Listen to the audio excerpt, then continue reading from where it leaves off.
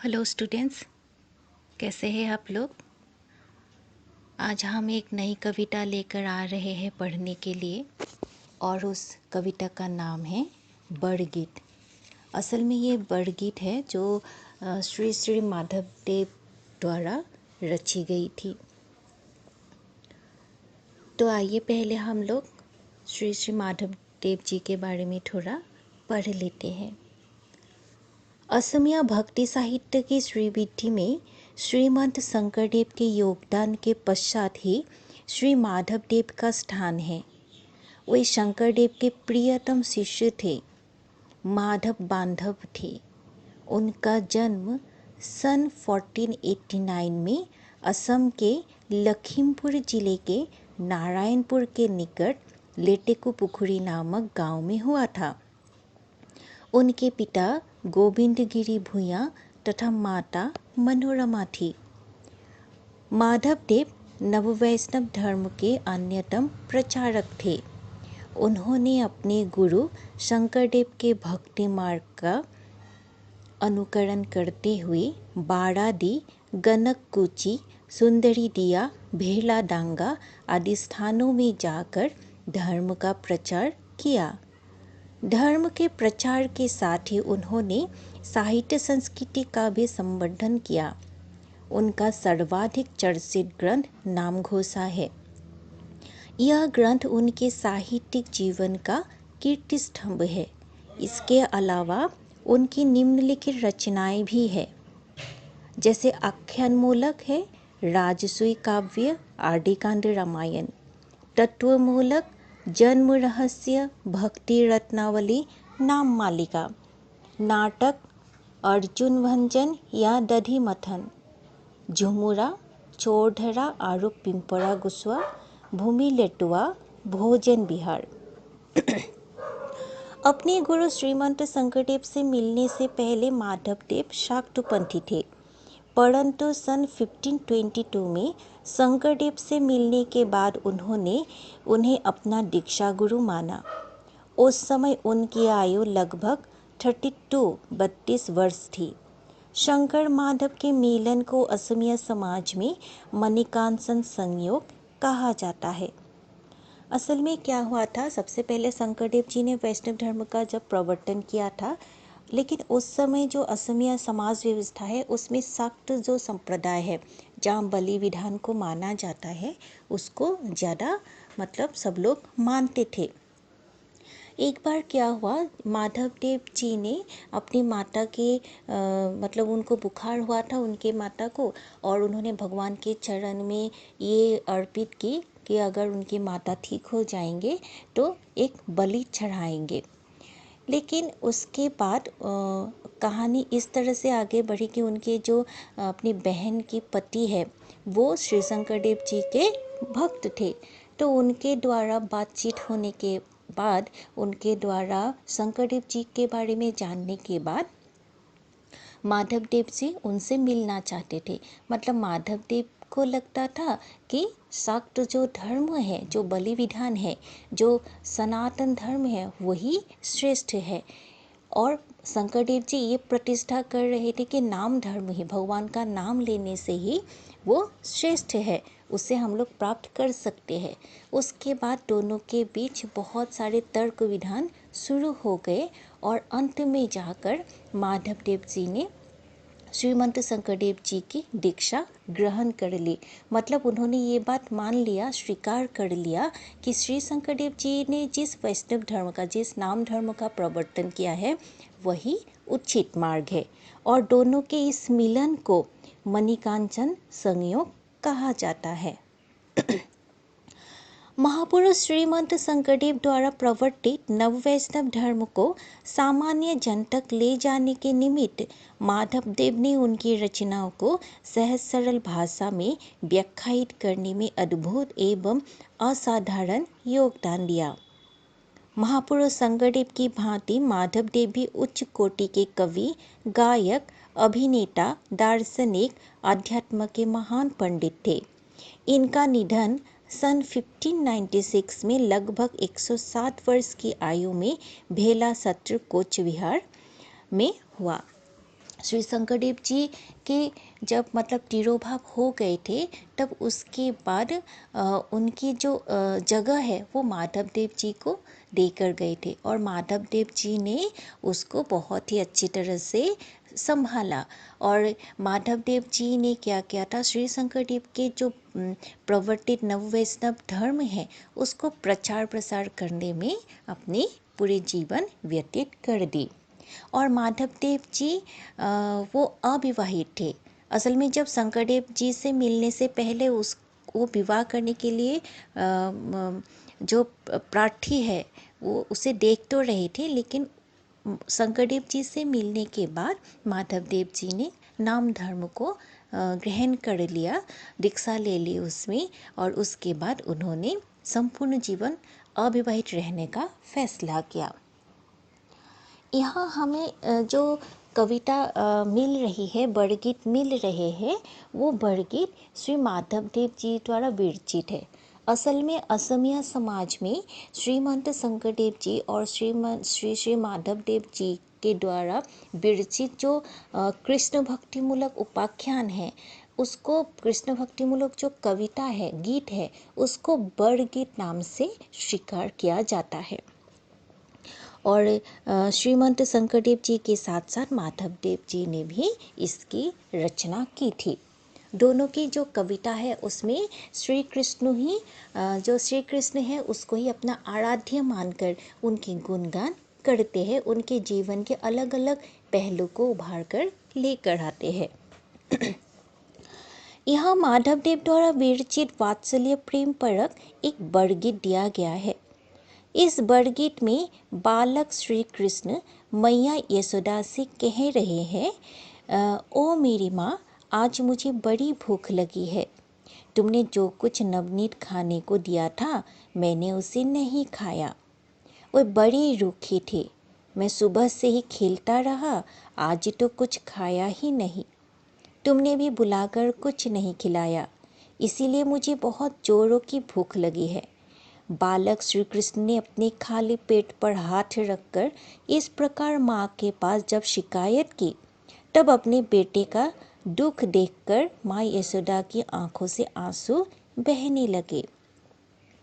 उसने बेटा बेटा पुकार कर अपने आंचल से श्याम वर्ण के शरीर की धूली पोंछी और मेरा लाल कहती हुई गोद में लेकर शिशु कृष्ण को दूध पिलाने लगी। जो भगवान निजानंद आत्मलीन आनंद सुख से परिपूर्ण है, वही मनुष्य के रूप में अवतीर्ण होकर ऐसी लीला दिखाते हैं। वे यशोदा के स्तन से निकले दूध पीकर संतुष्ट होने का मानवीय भाव प्रकट करते हैं।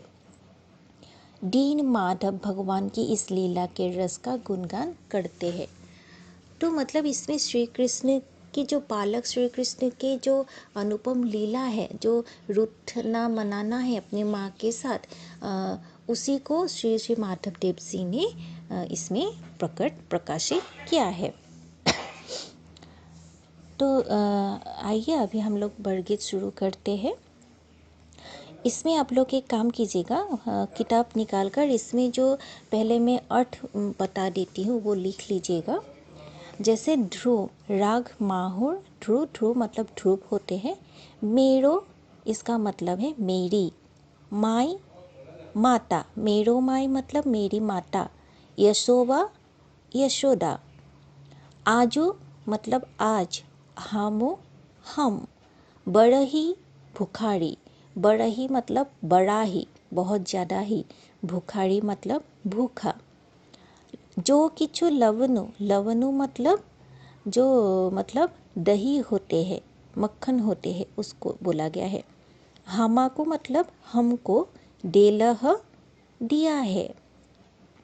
ना ही खाबलो, खाबलो मतलब खा सकता है, ना ही खाबलो मतलब नहीं खा सकता।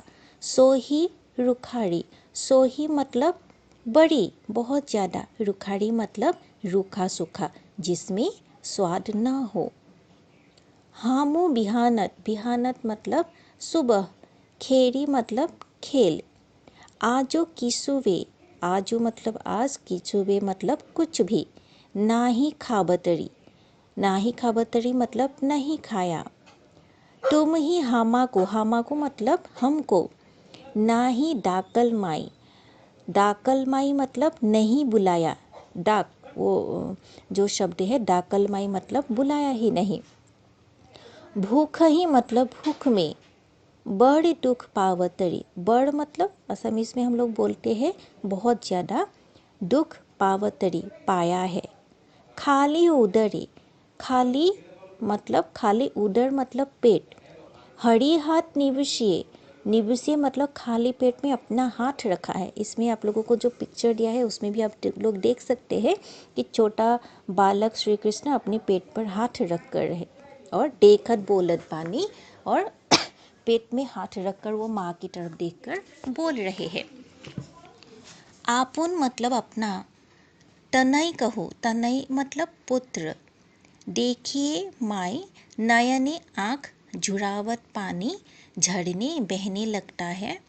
पुत पुत मतलब पुत्र पुत्र बोलकर बोली आंचल मोचल, अपनी आंचल से पोछा है। मोचल मतलब मोछा मतलब पोछा है। श्याम शरीरक धूली, श्री कृष्ण श्याम रंग के थे और उनके शरीर पर जो धूल लग रहे थे, शरीरक मतलब शरीर। मेरा बाप बोले शीर पियावत, शीर मतलब दूध, पियावत पिलाना। बाहु मेली अपनी बाहें फैलाकर, हाथ फैलाकर। कोले टूली, कुलातलोआ मतलब गोद में उठाकर।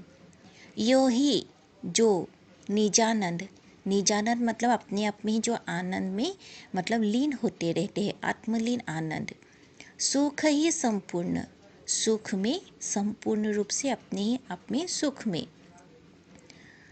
सो हरि मानुष भावतरी, मानुष मनुष्य, भावतरी मतलब भाव प्रकट करता है। यशोदा को तनपान नहीं, स्तनपान किया है। दीन, द में बड़ी की मात्रा दिन मतलब गरीब, और ड में छोटी की मात्रा दिन मतलब दिवस, डे। माधव, माधव देव जी खुद के बारे में बोल रहे हैं। रस गावतरी, गावतरी मतलब गा रहे हैं। तो आइए अभी हम लोग कविता शुरू करते हैं। मेरो माई ओहो यशोवा, आजो हामो बड़ही भूखाड़ी। जो किचु लवनो हामा को देलह, नाही खाबलो सोही रुखाड़ी। हामो बिहानत खेरी खेलावत, आजो किसुवे नाही खावतरी। तुम ही हामा को नाही डाकल माई, भूख ही बड़ दुख पावतरी। खाली उदरे हरि हाथ निवसिए, देखत बोलत बानी। आपुन तनय कहो दुख देखिए माई, नयने झुरावत पानी। पुत पुत बोले आंचल मोचल, श्याम शरीरक धुली। मेरा बाप बोले शीर पियावत, बाहु मेली कोले टूली। यो ही निजानंद सुख ही संपूर्ण, सो हरि मानुष भावतरी। यशोबा को तन पान ही संतोष, दीन माधव रस गावतरी। मेरो माँ यहो यशोदा, श्री कृष्ण जी जो छोटा बालक के रूप में है शिशु कृष्ण, वो बोल रहे हैं मेरो माँ, हे मेरी माँ यशोदा, मेरी माता यशोदा। आजो हामू बड़े ही भूखाड़ी, आज मुझे बहुत ही भूख लग रहा है, आज मैं बहुत ज़्यादा भूखा हूँ। जो किचु लवनो हामा को देलह, आपने मुझे जो लवन खाने के लिए दिया था, जो मक्खन मुझे खाने के लिए दिया था, ना ही खा बोलो सो ही रुखाड़ी, उसे मैं नहीं खा पाया क्योंकि वो बहुत ही रूखा था, बहुत ही मतलब स्वाद विहीन था। हे माता यशोदा, आज मैं बहुत ही भूखा हूँ क्योंकि आपने मुझे जो मक्खन खाने के लिए दिया था सुबह, वो मैंने नहीं खाया, मैं उसे नहीं खा पाया क्योंकि वो मक्खन, वो लवण क्या था, बहुत ही रूखा था, स्वाद विहीन था। हामो बिहानत खेरी खेलावत, आजो की सुबह ना ही खावतरी। हम, मैं सुबह से, बिहानत मतलब सुबह से मैं खेल खेल रहा था, लेकिन आजो की सुबह ना ही खावतरी, और मैंने सुबह से सिर्फ खेल ही रहा था और मैंने अभी तक कुछ भी नहीं खाया। ना ही खावतरी, नहीं खाया। किचुबे मतलब कुछ भी नहीं खाया, मैं सुबह से खेल रहा था और मैंने अभी तक कुछ नहीं खाया। तुम ही हमको नाही डाकल माय, भूख ही बड़ दुख पावतरी। और तुमने भी मुझे, हे माँ तुमने भी मुझे नहीं बुलाया, तुमने हमको और तुमने भी हमें नहीं बुलाया खाने के लिए, नहीं डाकल माय, हमें नहीं बुलाया, भूख ही बड़ दुख पावतरी। और इसी वजह से मैं ज़्यादा भूखा रहा और इस बात से मुझे बहुत दुख भी लग रहा है, क्योंकि सुबह मुझे जो खाने के लिए दिया था वो तो मैं नहीं खा पाया, और दूसरा आज तुमने भी मुझे खाना खाने के लिए नहीं बुलाया, और अभी मैं भूख के मारे में दुखी हो रहा हूँ। मुझे इस बात से दुख लग रहा है कि मेरी माता यशोदा ने मुझे आज खाने के लिए सुबह से नहीं बुलाया। खाली उदरे हरि हाथ निवेशिए, देखत बोलत बाणी, आपुन तनय कहो दुख देखिए माय, नयनी झुरावत पानी।